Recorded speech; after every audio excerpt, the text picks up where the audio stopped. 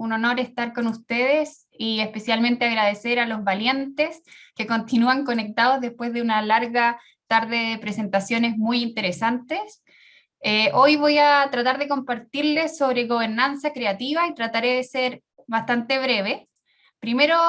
confesarles que esta presentación viene desde distintos sombreros, de distintas experiencias que mencionaron hace un momento, desde la experiencia en el sector público, tanto a nivel nacional como local, desde la experiencia en el sector privado, principalmente en consultoras y oficinas de arquitectura, desde la experiencia en organismos internacionales, particularmente en el BID, y finalmente desde mi experiencia actual en el tercer sector, desde una fundación, siempre con un elemento transversal a todos estos sombreros que será el patrimonio. Y quiero que para poder conversar hoy tengamos en mente la imagen de una pacheta, que no sé si ustedes lo conocerán, pero es en palabras simples, es un cúmulo de piedras muy propio de los Andes a lo largo de Sudamérica y que nos ayuda a reflexionar en términos de participación y colaboración, pero asimismo es una guía, una referencia en distintas rutas en las montañas que delimita territorios desde tiempos ancestrales y que nos permitirá entender esto de la gobernanza creativa desde un balance de partes, de piezas y de múltiples capas. Teniendo esa imagen en mente, quiero adelantarme contándole las conclusiones de esta presentación para que las tengamos muy presentes. Vamos a hablar sobre 5 aprendizajes. 3 que tienen que ver con estas capas de los múltiples actores, de los múltiples sectores y los múltiples usos involucrados en la gobernanza creativa, y 2 elementos transversales, lo participativo y lo creativo. Estos 2 elementos transversales nos permiten enfrentarnos a una hoja de ruta en lugares que no son cualquiera, que son únicos, como el mercado de San Telmo, al que extraño visitar desde hace un par de años, que están sometidos a particularidades y que por lo tanto requieren sí o sí de un trabajo participativo activo, de un trabajo participativo desde la toma de decisiones, que va a estar presente en todos los casos que vamos a discutir en un momento, y que puede ser que en algunos los mencione más que en otros, pero es el punto de partida para una gobernanza creativa. De la misma forma, lo creativo o las industrias creativas y culturales será un elemento transversal presente en todos los casos que vamos a evaluar y en muchos otros, y que da un valor agregado, una solución distinta a procesos de desarrollo territorial particularmente, que tendrán una connotación creativa por el involucramiento de las industrias como también por las soluciones innovadoras. Vamos a dar ahora un pasito hacia atrás para entender para qué desarrollaremos esta gobernanza creativa, qué sentido tiene complicarnos la vida con modelos fuera de lo común. Y con ello vamos a regresar a una imagen bastante frecuente que han mencionado algunos ponentes esta tarde, que es que la Agenda 2030 nos invita a diseñar una hoja de ruta que nos permita pensar creativamente las ciudades de ayer, particularmente en torno al Objetivo de Desarrollo Sostenible número 11, pero también nos obliga a relacionarnos con otros objetivos. Por lo tanto, la necesidad de pensar cómo gobernamos estos proyectos de múltiples sectores es fundamental. Y por otro lado, el por qué una gobernanza creativa tiene que ver con lo que hemos aprendido a lo largo de los años,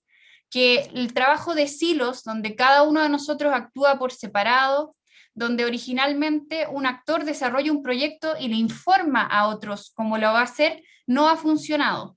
Tampoco ha funcionado efectivamente un modelo donde se consulta a otros actores para desarrollar tu proyecto propio, ni tampoco un modelo donde se involucra a otros puntualmente uno a uno en distintos aspectos específicos del proyecto para desarrollar esta gobernanza. Necesitamos someternos a una nueva metodología de colaboración donde los distintos actores interactúan entre ellos y generan soluciones conjuntas y, valga la redundancia, creativas. Para ello vamos a simplificar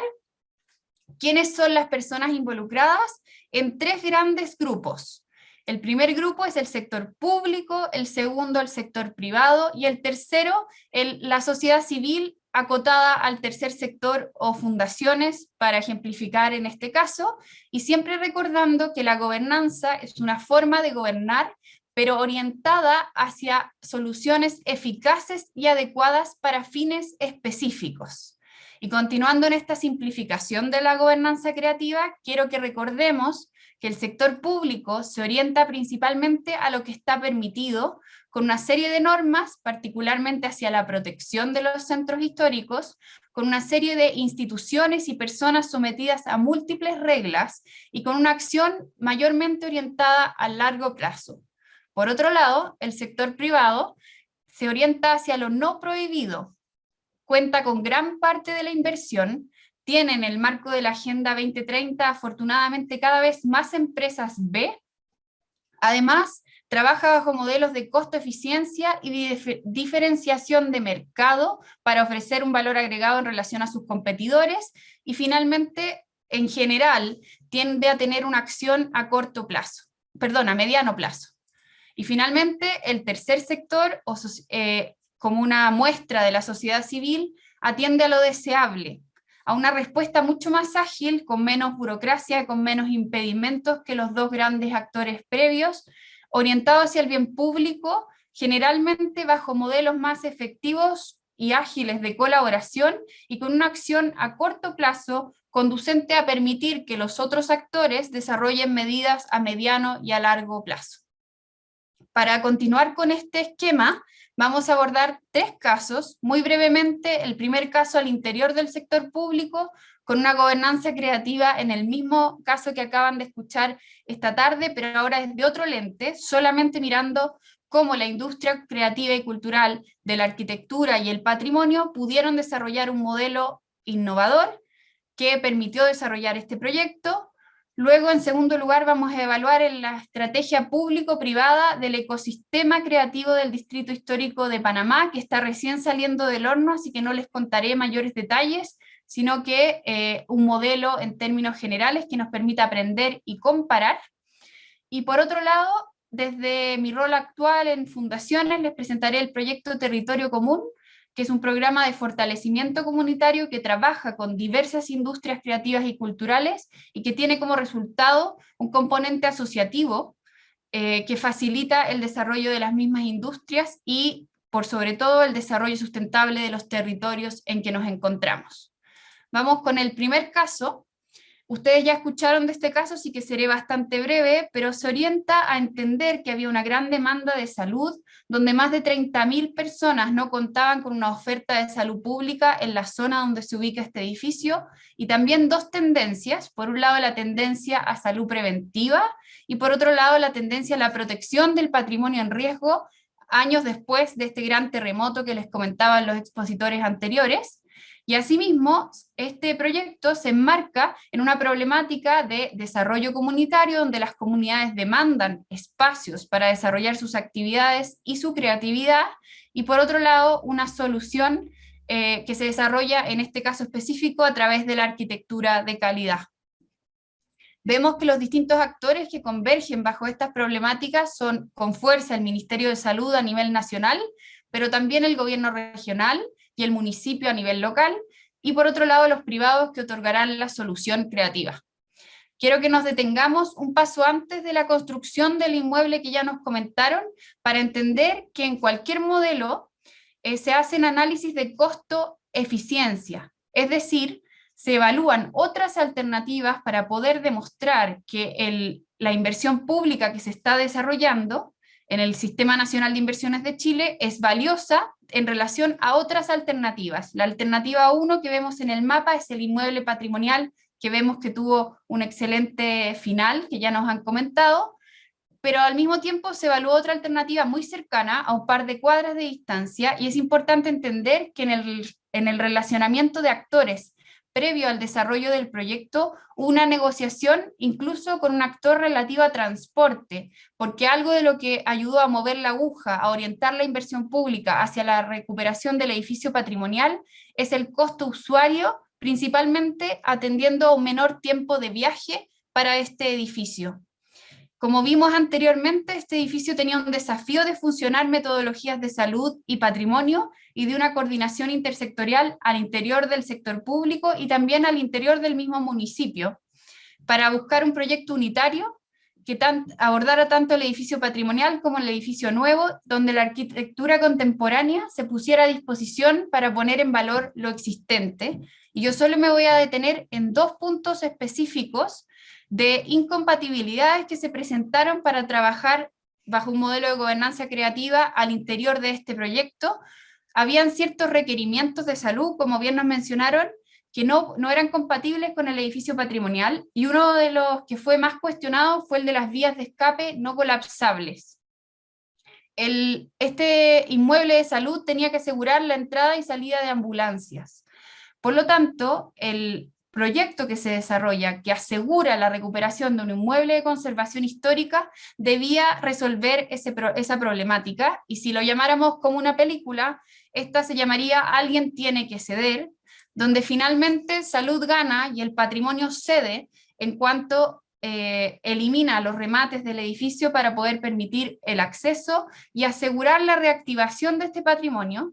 siempre orientado hacia que mantener un edificio patrimonial en uso es la clave para su beneficio social. Como vemos en esta imagen, los remates son los que cambian hacia arquitectura nueva para posibilitar también la recuperación del edificio en su conjunto. Así es como conviven dentro de un mismo sistema, por un lado los servicios de salud orientados al CESFAM, como también un centro comunitario patrimonial, salas de capacitación y talleres. Importante detenerse en este último punto, porque son muchos actores de las industrias creativas también quienes hacen uso de este espacio. Para entender un poco cómo el modelo de financiamiento compartido tuvo acciones dispares entre los distintos actores, con montos mucho mayores desde el sector de salud que desde el gobierno regional y municipal, esto luego en el modelo de gestión se vuelve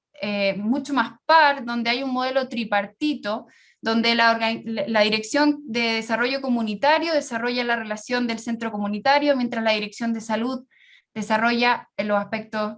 relativos a salud, valga la redundancia, y la comunidad es un ente que tiene un poder de decisión y un poder de activación de este inmueble, como mencionaron en la presentación anterior, muy importante, un directorio común, un espacio estratégico donde los distintos actores toman decisiones conjuntas. Ahora,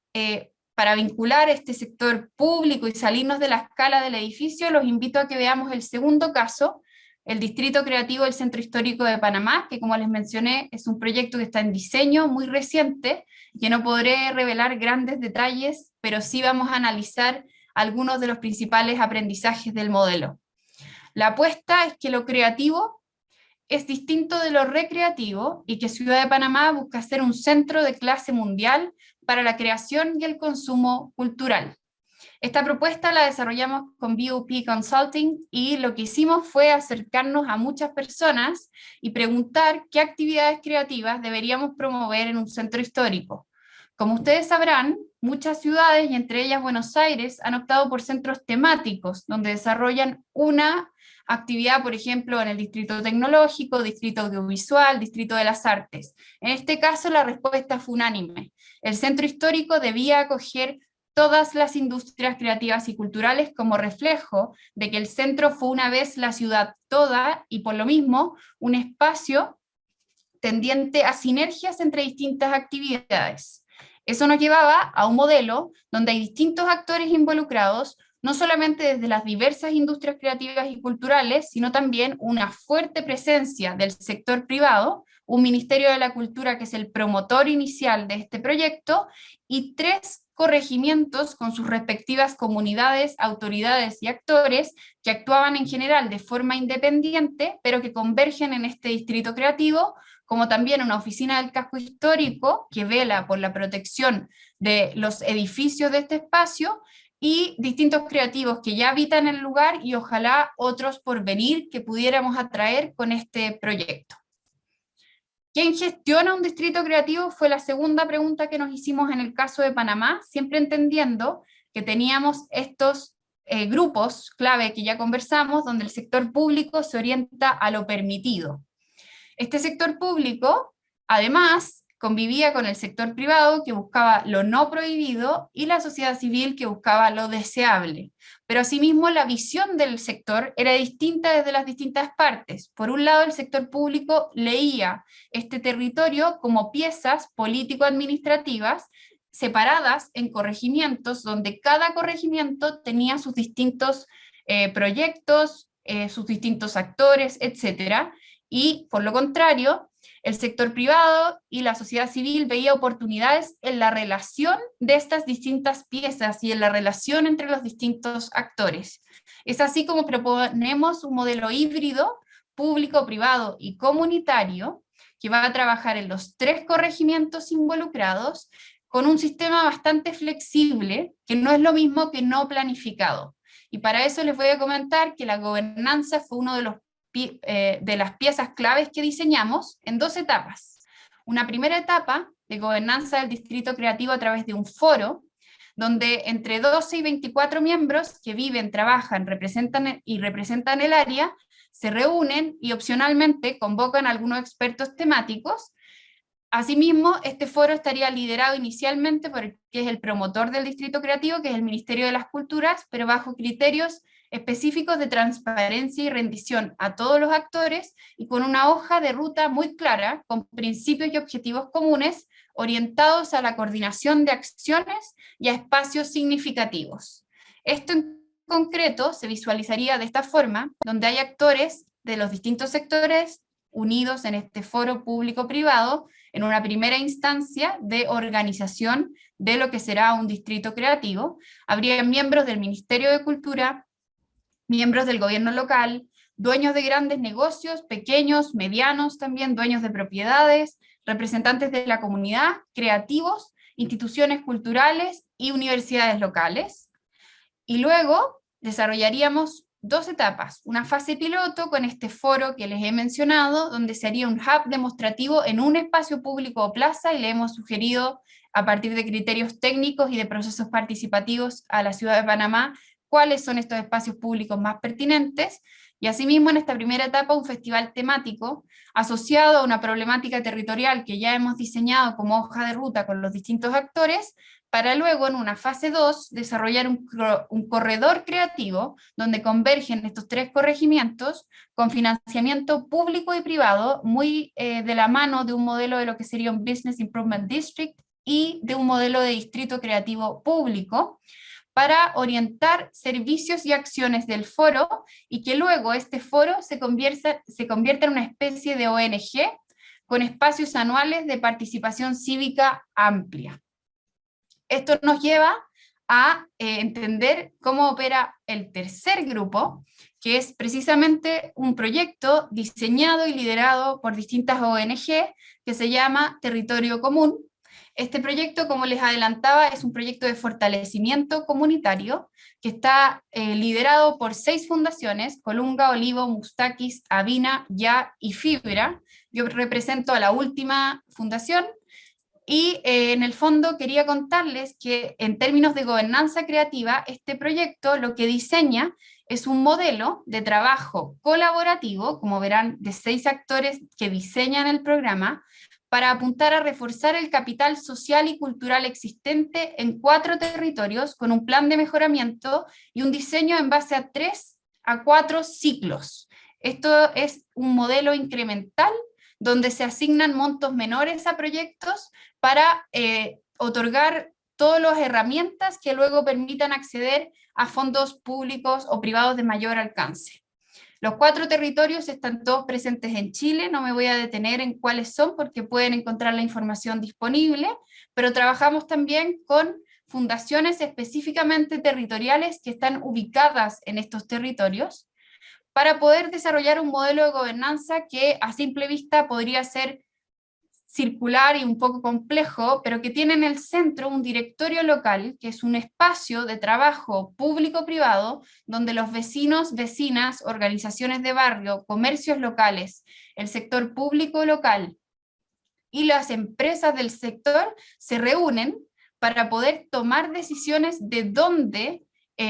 invertir con los fondos que les asigna este programa. Ellos son finalmente quienes diseñan el plan de mejoramiento y quienes asignan los recursos, que es bastante poco frecuente que a nivel vecinal esté la última voz de dónde van los recursos, pero asimismo contamos con una coordinación central del programa y un comité ejecutivo que vela por el diseño de estos procesos para tener una buena convivencia y un buen desarrollo del proyecto en los 4 territorios y que asimismo resuelve nudos y problemas del día a día. Por otro lado, un comité operativo que ve productos específicos que acompañan estos proyectos, como por ejemplo temas de comunicación, temas de plataformas de postulación, temas de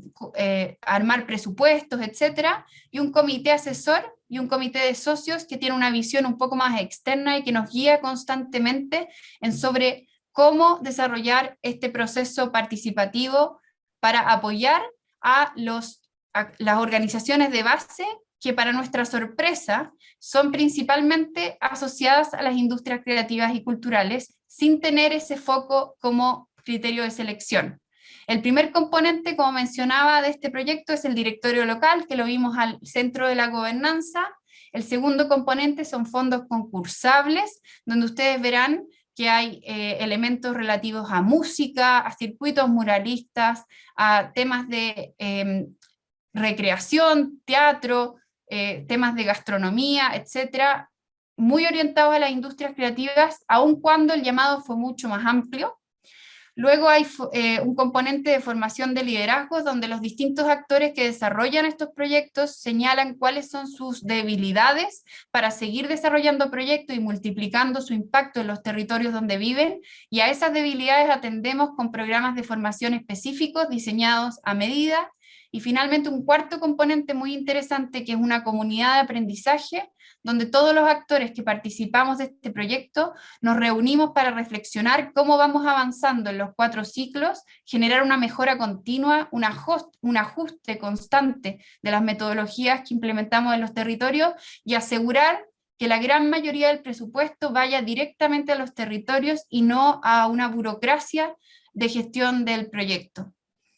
Con ello, habiendo cerrado los 3 ejemplos, quiero reforzar que en los 3 traté de mostrar que los silos se van desdibujando, que tanto el sector público en su interior como el sector privado,